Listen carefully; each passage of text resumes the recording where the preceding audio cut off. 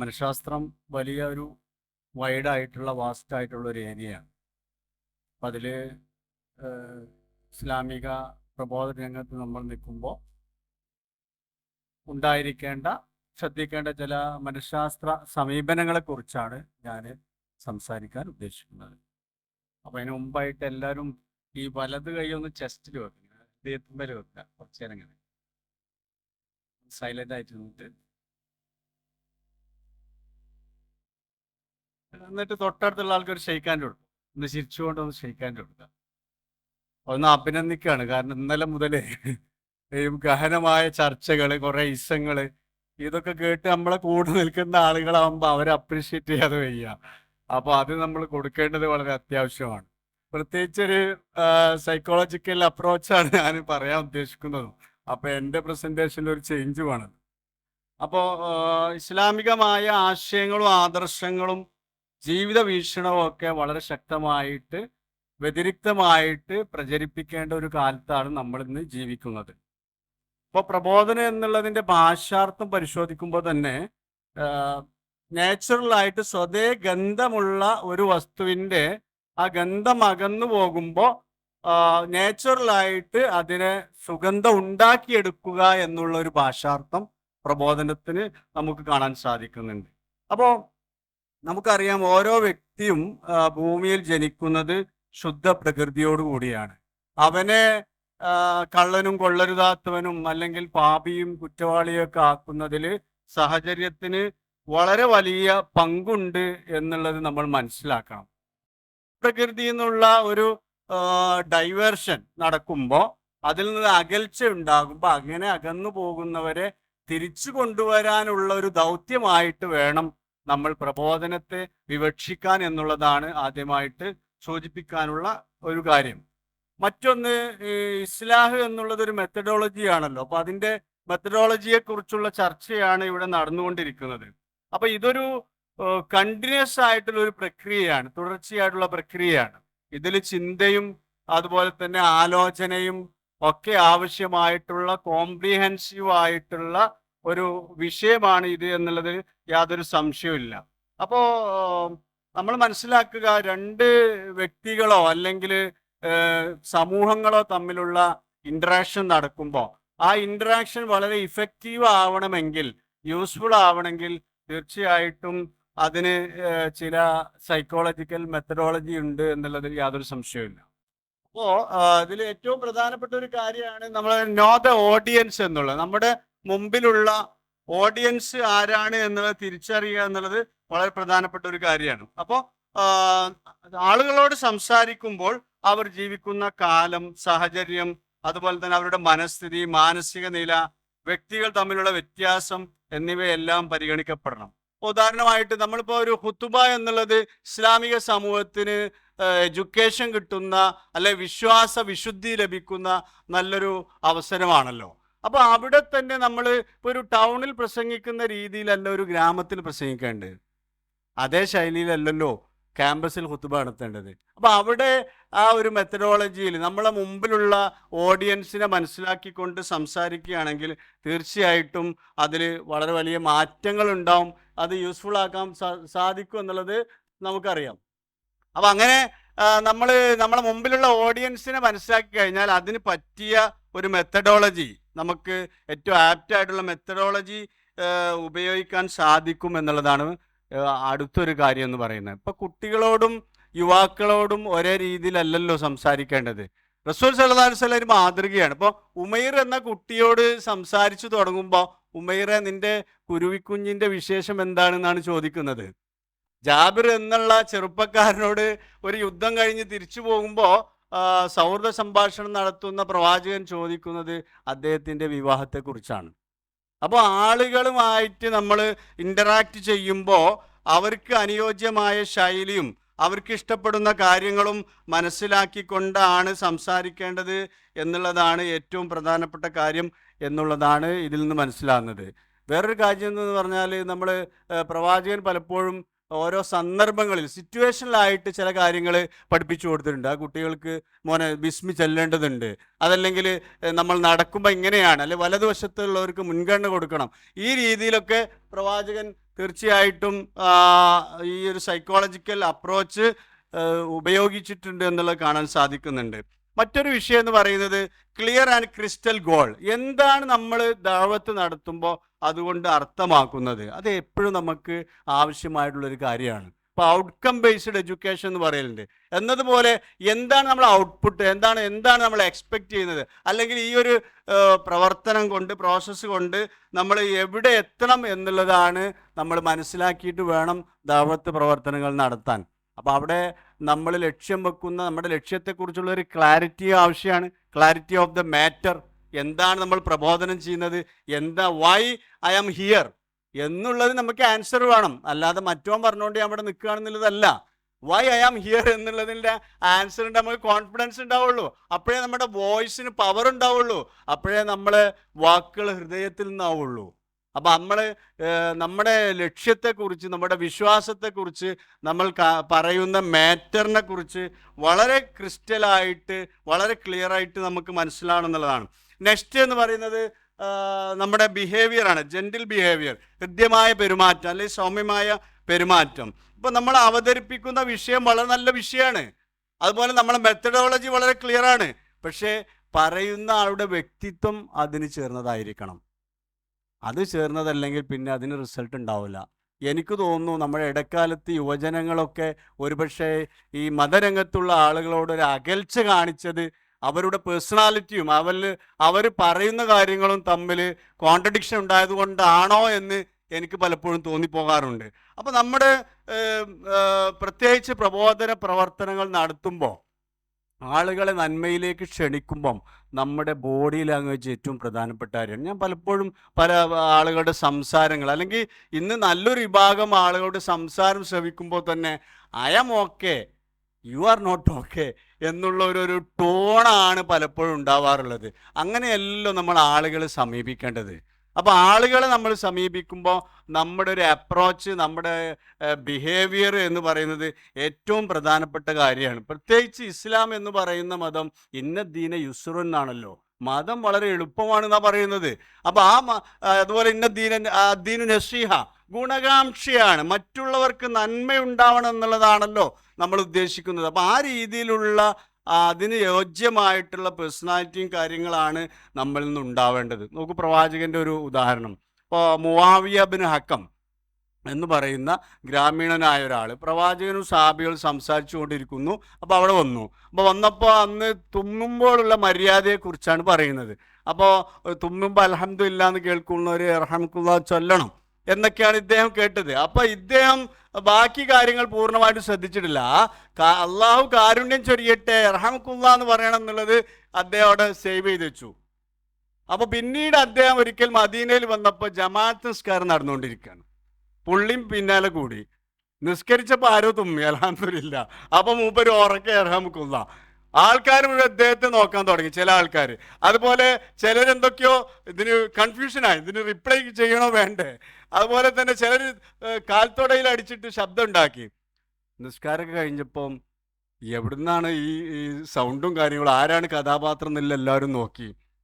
അങ്ങനെ ഇദ്ദേഹത്തെ ആളുകൾ ചൂണ്ടിയപ്പോൾ പ്രവാചകൻ സ്നേഹപൂർവ്വം അടുത്തേക്ക് വിളിച്ചിട്ട് അദ്ദേഹത്തോട് പറഞ്ഞു, പിന്നെ നമ്മൾ ഈ നമസ്കരിക്കുന്ന സന്ദർഭത്തിൽ അള്ളാഹുവിനെ കുറിച്ചുള്ള ഹംദും തക്ബീറും അതുപോലെ തന്നെ ഖുർആൻ പാരായണമൊക്കെ പറ്റുള്ളൂ, മനുഷ്യരുടെ മറ്റു സംസാരങ്ങളൊന്നും പറ്റില്ല. ഇത് കേട്ടിട്ട് അദ്ദേഹം പറയുന്ന ഒരു കാര്യമുണ്ട്, പ്രവാചകൻ എന്നെ താക്കീത് ചെയ്തില്ല, എന്നെ കുറ്റപ്പെടുത്തിയില്ല, എന്നെ തല്ലിയില്ല. അദ്ദേഹത്തിന് മുമ്പോ ശേഷമോ അതുപോലെയുള്ളൊരു അധ്യാപകനെ ഞാൻ എൻ്റെ ജീവിതത്തിൽ കണ്ടിട്ടില്ല. നോക്ക്, എത്ര സൗമ്യമായിട്ടുള്ള, എത്ര മനഃശാസ്ത്രപരമായിട്ടുള്ള ഒരു സമീപനമായിരുന്നു പ്രവാചകൻ ചെയ്തിട്ടുള്ളത്. അറബിയിലൊരു ചൊല്ലുണ്ട്, ഒരു കോട്ടുണ്ട്. അതെന്താന്ന് വെച്ചാൽ ലി കുല്ലി ബാബിൻ മിഫ്താഹു ഖുലൂബിൻ നാസി ഫഹുവ മഅരിഫത്തു തിബാഇഹിം വഹല്ലു മശാക്കിലിഹിം. Every door has its own key. എല്ലാ വാതിലിനും അതിൻ്റേതായ താക്കോലുണ്ട്. മനുഷ്യരുടെ ഹൃദയങ്ങൾ തുറക്കാനുള്ള താക്കോൽ എന്ന് പറയുന്നത് അവരുടെ പ്രകൃതം മനസ്സിലാക്കുക എന്നുള്ളതാണ്. അവരുടെ പ്രശ്നങ്ങൾ പരിഹരിക്കുക എന്നുള്ളതാണ്. അപ്പോൾ ഇത് ഏറ്റവും പ്രധാനപ്പെട്ട ഒരു കാര്യമാണ്. നമ്മൾ ഏത് രീതിയിൽ പെരുമാറുന്നു എന്നുള്ളത്, സൗമ്യമായ പെരുമാറ്റം എന്നുള്ളത് ഏറ്റവും പ്രധാനപ്പെട്ട ഒരു കാര്യമാണ്. മറ്റൊന്ന് പ്രിപ്പറേഷൻ ആൻഡ് പ്ലാനിങ്. അപ്പോൾ നല്ല ആസൂത്രണവും മുന്നൊരുക്കവും ആവശ്യമായിട്ടുള്ളൊരു മേഖലയാണ് ദഅവത്ത് എന്ന് പറയുന്നത്. കാരണം നമ്മുടെ ഈ ദഅവത്ത് ഇഫക്റ്റീവ് ആണെങ്കിൽ, അത് വളരെ ലൈവായി മാറണമെങ്കിൽ തീർച്ചയായിട്ടും ചുറ്റുപാടും നടക്കുന്ന മാറ്റങ്ങളെക്കുറിച്ചുള്ള ഒരു നിരീക്ഷണം, ഒബ്സർവേഷൻ, കീൻ അറ്റൻഷൻ പ്രബോധകർക്ക് ഉണ്ടായിരിക്കേണ്ടതാണ്. അതുപോലെ നമ്മൾ മനസ്സിലാക്കേണ്ട ഒരു കാര്യമുണ്ട്. നമ്മുടെ ചുറ്റുപാടും വലിയ മാറ്റങ്ങളാണ് വന്നുകൊണ്ടിരിക്കുന്നത്. അപ്പോൾ ആ മാറ്റങ്ങളെ ഫേസ് ചെയ്യണമെങ്കിൽ, ഇപ്പോൾ ഡോക്ടർ അഷ്റഫ് കൽപ്പറ്റയുടെ സംസാരം കേട്ടപ്പോൾ നമ്മളൊക്കെ തരിച്ചു പോയിട്ടുണ്ട്. ലിബറലിസം മറ്റൊക്കെ പറയുമ്പോൾ അത് വേറെ എവിടെയാണെന്നുള്ള രീതിയിലായിരുന്നു നമ്മൾക്ക് സംസാരിച്ചിരുന്നത്. ഇപ്പം ലഹരിയെക്കുറിച്ച് പറയലുണ്ട്, നിങ്ങൾ ലഹരി തേടി പോകേണ്ട ആവശ്യമല്ല, ലഹരി നിങ്ങളെ തേടി ഇങ്ങോട്ട് വരുന്നില്ലേ. ഇപ്പം ലഹരി ആവശ്യമുള്ളവന് പറയും, ഇപ്പോൾ മലബാർ ഗേറ്റോ എന്താ ഇവിടെ പറയുക, മലബാർ ഗേറ്റിൻ്റെ ഇന്ന റൂമിൻ്റെ ഡോറിൻ്റെ ഇന്ന സൈഡിൽ അവിടെ പിന്നെ ഒരു ബാസ്ക്കറ്റ് ഉണ്ടാവും, അതിൻ്റെ അപ്പുറത്തുള്ള ഇന്ന പൊസിഷനിൽ സാധനമുണ്ട് എന്നുള്ള മെസ്സേജ് നമ്മുടെ മൊബൈലിലേക്ക് കിട്ടും, അതല്ലെങ്കിൽ വേറെ രീതിയിലും കിട്ടും. അപ്പോൾ ലഹരി തേടി പോകേണ്ട ആവശ്യമില്ല എന്നതുപോലെ തന്നെയാണ് ചുറ്റുപാടും നടക്കുന്ന കാര്യങ്ങൾ. അപ്പോൾ ഈ കാര്യങ്ങളെക്കുറിച്ച് കൃത്യമായൊരു ജാഗ്രത തീർച്ചയായിട്ടും നമ്മുടെ പ്രബോധന രംഗത്തുള്ള ആളുകൾക്ക് ഉണ്ടായിരിക്കണം. അതിനനുസരിച്ചുള്ള ഒരുക്കവും വായനയും ഗവേഷണവും ഒക്കെ ആവശ്യമുള്ള വളരെ അധ്വാനകരമായി എഫേർട്ട്ഫുൾ ആയിട്ടുള്ള ഒരു കാര്യമായിട്ട് വേണം ദഅവത്തിനെ നമ്മൾ കാണേണ്ടത് എന്നുള്ളതാണ്. പ്രത്യേകിച്ച് ആധുനിക കാലത്തൊക്കെ വായന വളരെ കുറയുന്നു, അല്ലെങ്കിൽ ഡിജിറ്റൽ റീഡിംഗ് ഒക്കെ നടക്കുന്നുണ്ട്. പക്ഷേ എഫേർട്ട് എടുത്ത് വായിക്കാൻ പുതിയ തലമുറ ശ്രമിക്കുന്നില്ല എന്നുള്ളതാണ്. ആരെങ്കിലും ചെയ്ത നോട്ടുണ്ടോ, PDF ഉണ്ടോ, ഗ്രൂപ്പിലുണ്ടോ എന്നൊക്കെയാണ് ചോദിക്കുന്നത്. ഇപ്പം നമ്മൾ ഈ എന്തൊരു സന്തോഷമുണ്ട്, ഇത്രയും ദിവസം നമ്മൾ ഈ ഒരു വളരെ നല്ല ബ്രെയിൻ സ്റ്റോമിങ് ആണല്ലാണ്, എന്തെല്ലാം കാര്യങ്ങൾ. ഇപ്പം ഞാൻ രാവിലെ മുതൽ ഇതുവരെ ഇടുന്നപ്പോൾ എന്തെല്ലാം പുതിയ പുതിയ അറിവുകൾ നമുക്ക് കിട്ടുന്നുണ്ട്. അപ്പോൾ ആ രീതിയിലുള്ള അന്വേഷണവും പ്രിപ്പറേഷനും തീർച്ചയായിട്ടും നമുക്ക് ആവശ്യമാണ്. അത് നമുക്ക് നല്ല ആനന്ദം കിട്ടുന്ന, എനർജി നൽകുന്ന, അങ്ങനെ ഒരുപാട് ഗുണങ്ങളുണ്ട്. അപ്പോൾ അതുപോലെ ആവശ്യമായുള്ള മറ്റൊരു കാര്യം എന്ന് പറയുന്നത് ഈ സൈക്കോളജിക്കൽ അപ്രോച്ച് എന്ന് പറയുന്നത് വളരെ പ്രധാനപ്പെട്ട ഒരു കാര്യമാണ്. ഇപ്പം ചായ കുടിച്ചു, ചായക്ക് ഇപ്പം എന്താ കടി കിട്ടിയത്? ചായക്ക് കൂടെ സ്നാക്സ് ആയിട്ട് കിട്ടിയത് ബ്രെഡാണ് സത്യത്തിൽ. അതിപ്പോൾ വേണമെങ്കിൽ ഒരു കവർന്ന് ഇങ്ങനെ എടുത്തിട്ട് ബ്രെഡിൻ്റെ കൂടുന്ന് പാക്കറ്റിൽ നിന്ന് ഇങ്ങനെ എടുത്തിട്ട് 1-2 നമുക്ക് വിതരണം ചെയ്യാം. പക്ഷെ ഇതിൻ്റെ ഒരു മെത്തഡോളജി നിങ്ങൾ കണ്ടോ, ഒരു അപ്രോച്ച് കണ്ടോ? അത് ഇങ്ങനെ ഒരു കട്ട് ചെയ്ത് ബ്രെഡിൻ്റെ ഇടയിലൊക്കെ പ്രത്യേകമായ സാധനങ്ങളൊക്കെ വെച്ചു. അത് വലിയ കോസ്റ്റ്ലി ആയിട്ടുള്ള സാധനങ്ങളൊന്നും അല്ല. അതിങ്ങനെ വേറെ രീതിയിൽ പൊതിഞ്ഞ് പിന്നെ ഒരു സംഭവമൊക്കെ ഒന്ന് സംഭവമാക്കിയിട്ട് ഇങ്ങനെ അവതരിപ്പിക്കും. നമുക്ക് തോന്നുകടായി ഇവിടെ അങ്ങനെ ഇരിക്കുന്നതിൻ്റെ ഇടയിൽ കിട്ടിയ സാധനം തിരക്കേടില്ല, പിന്നെ പൊതിഞ്ഞിട്ടുമാണ് തന്നത്, കവറും കൂടി ഉണ്ടായിരുന്നു.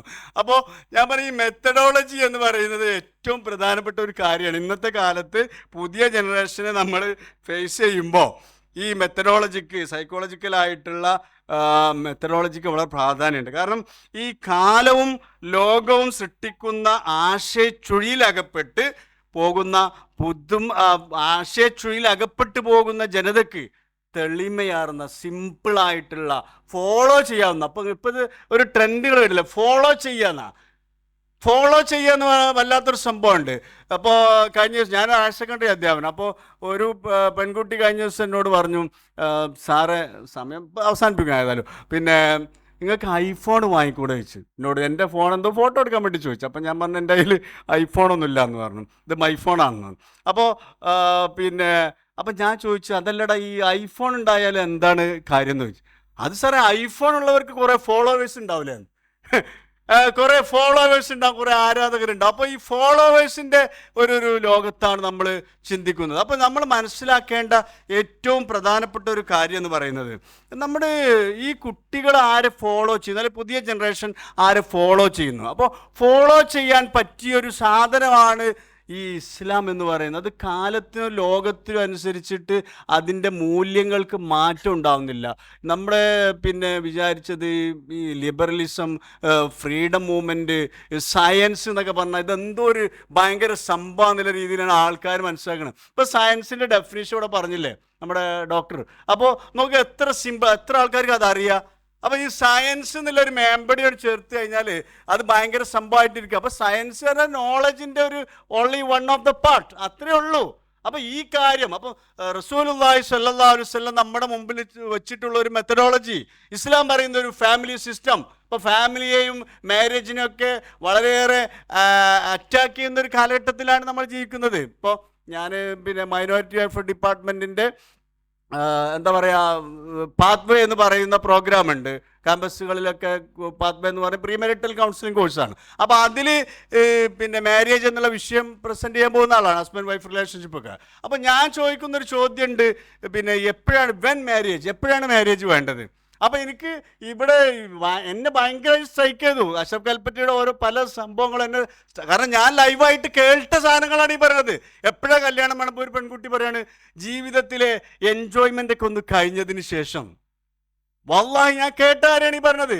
അപ്പോൾ ഇത്തരം കോൺസെപ്റ്റുകളായിട്ട് നടക്കുന്ന ഈ ജനറേഷനോട് നമ്മൾ സംവദിക്കുമ്പോൾ നമ്മുടെ കയ്യിലുള്ള സാധനം ഉണ്ടല്ലോ, നമ്മൾ ദഅവത്ത് ചെയ്യുന്ന ആളുകളെ ക്ഷണിക്കുന്ന ഈ സാധനം, അത് വളരെ ക്ലീൻ ആയിട്ടുള്ള ഫോളോ ചെയ്യാവുന്ന അതിന് അർഹതയുള്ള ഒരു സാധനമാണ് എന്ന് പ്രസൻറ്റ് ചെയ്യാൻ നമുക്ക് സാധിക്കണം.